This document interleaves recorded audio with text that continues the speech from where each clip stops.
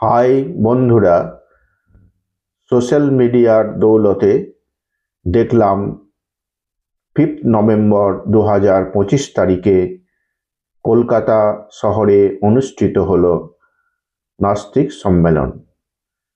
শুনলাম নাস্তিকদের বক্তব্য।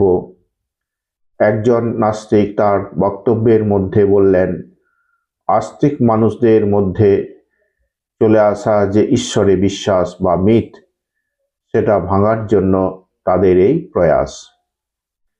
যিনি বলছিলেন তিনি একজন ব্রাহ্মণ সম্প্রদায়ের মানুষ।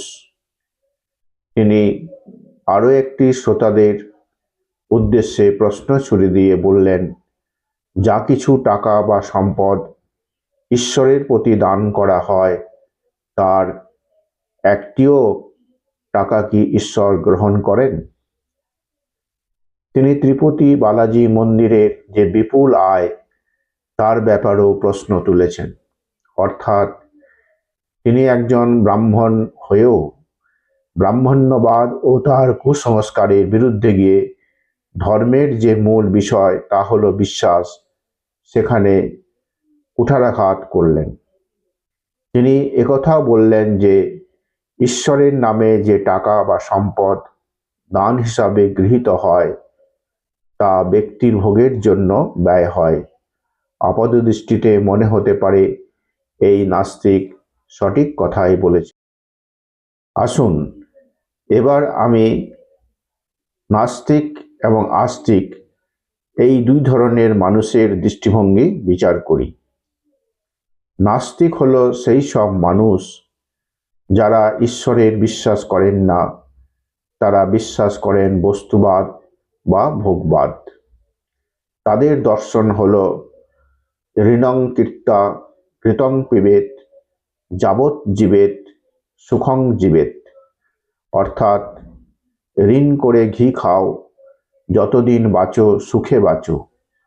আরেকটি নাস্তিক দর্শন হলো তারা একমাত্র প্রত্যক্ষ প্রমাণকে স্বীকার করেন, অনুমান, আপ্তবাক্য, উপমান ইত্যাদিকে প্রমাণ হিসাবে গণ্য করেন না। যা তারা প্রত্যক্ষ উপলব্ধি করেন সেটাই গ্রহণ করেন। বর্তমানে তারা বিশ্বাসী, মোক্ষ বা মুক্তি এবং পুনর্জন্মে তারা বিশ্বাসী নন। যদি নাস্তিকদের কথা ধরে নিই যে ঈশ্বর, আত্মা ইত্যাদি বলে কোনো বস্তু নেই, তাহলে বেদান্ত যাকে নিরাকার ব্রহ্ম বলে স্বীকার করেছেন, সেটা তাহলে কি? আমাদের ঋষিরা এই বিমূর্ত ব্রহ্মকে জ্ঞান ও ধ্যানের দ্বারা উপলব্ধি করেছেন।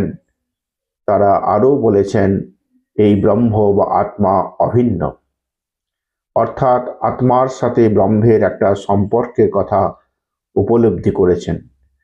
আমার এই প্রশ্ন থাকলো সেই সমস্ত নাস্তিকদের যারা মানুষকে এক চরম বিশ্বাস সংকটের মধ্যে ফেলার চেষ্টা করছেন।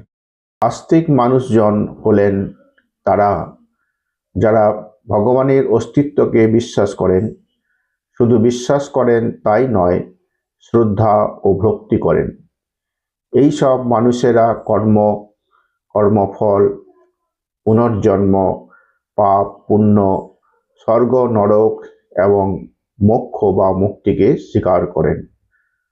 আধ্যাত্মিকতা, আত্মত্যাগ, যজ্ঞ, পৌত্তলিকতা, পূজা অর্চনা, বন্দনা, সদাচার ইত্যাদি হলো এই সকল মানুষের ধর্ম ও কর্ম। আত্মশৃঙ্খলা ও আত্ম উপলব্ধির মধ্য দিয়ে ঈশ্বরের সাথে একাত্ম হয়ে এক চরম আনন্দ আস্বাদন করাই হলো আস্তিক মানুষের লক্ষ্য। এই আনন্দ হলো বস্তু জগতের যে কোনো আনন্দের থেকে শ্রেষ্ঠ।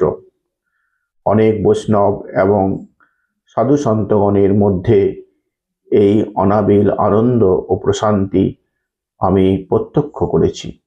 নাস্তিক কোনো ধর্ম নয়, নাস্তিক হলো একটি দর্শন, যেমন সাংখ্য দর্শন।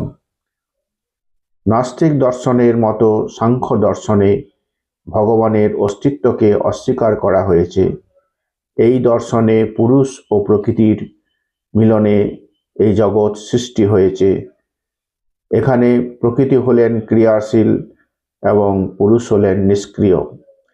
সাংখ্য দর্শনে মন, বুদ্ধি, অহংকার, পঞ্চভূত সহ 24 তত্ত্বের কথা বলা আছে। পুরুষ হলেন চেতন, যা 40 তত্ত্বের ঊর্ধ্বে।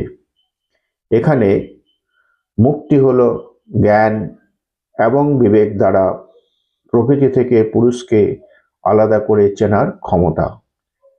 এই সাংখ্য দর্শনের মতো বৌদ্ধ ধর্মে বা জৈন ধর্মে ভগবানের বা ঈশ্বরের অস্তিত্বকে অস্বীকার করা হয়েছে।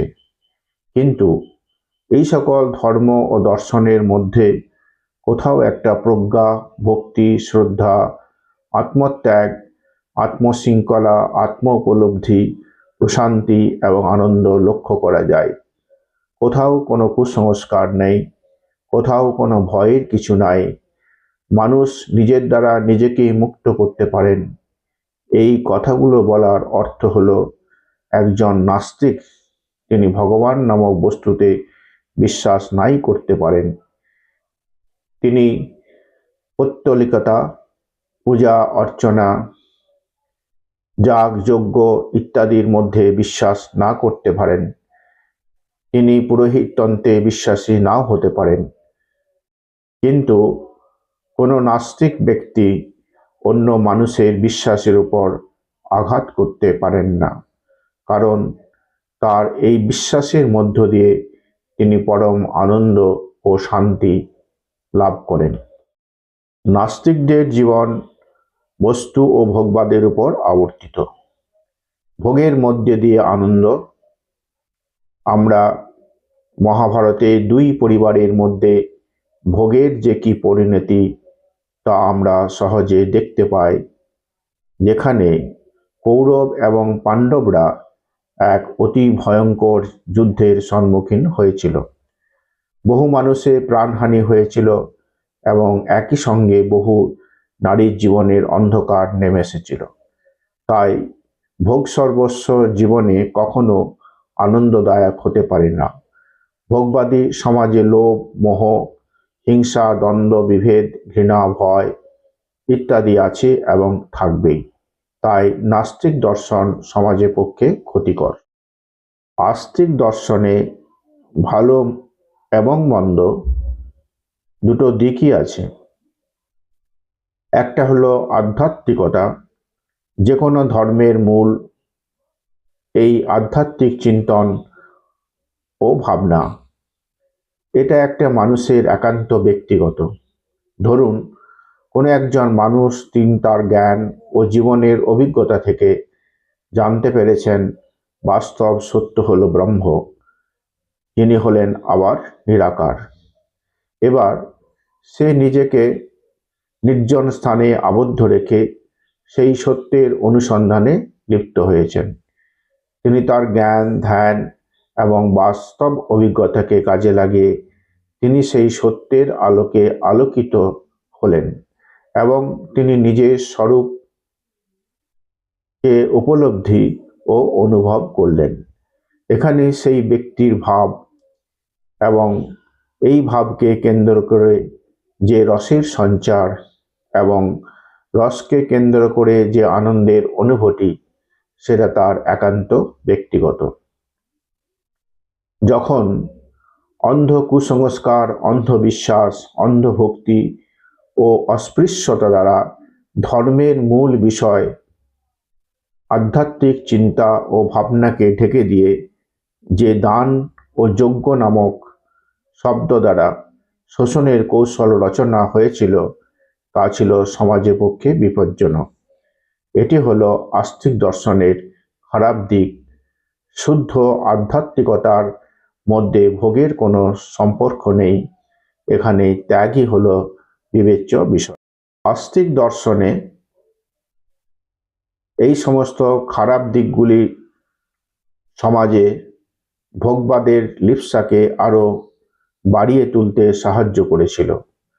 দান এবং কর ব্যবস্থার প্রচলন করেছিলেন যথাক্রমে পুরোহিত সমাজ এবং শাসক বা রাজা।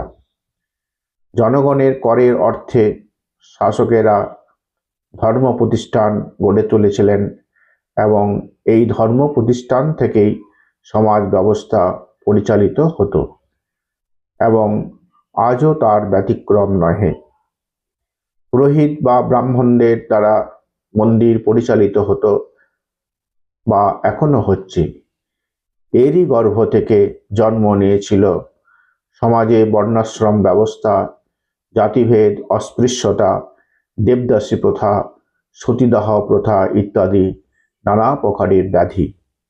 সুতরাং নাস্তিকদের আশু কর্তব্য হল মানুষের বিশ্বাসের উপর আঘাত না করে বরং আস্তিক দর্শনের যে খারাপ দিকগুলি সেগুলিকে নিয়ে সমাজে আন্দোলন গড়ে তোলা এবং যুগ যুগ ধরে চলে আসা সমাজে যে বৈষম্য এবং শোষণ তার প্রতিকার করা।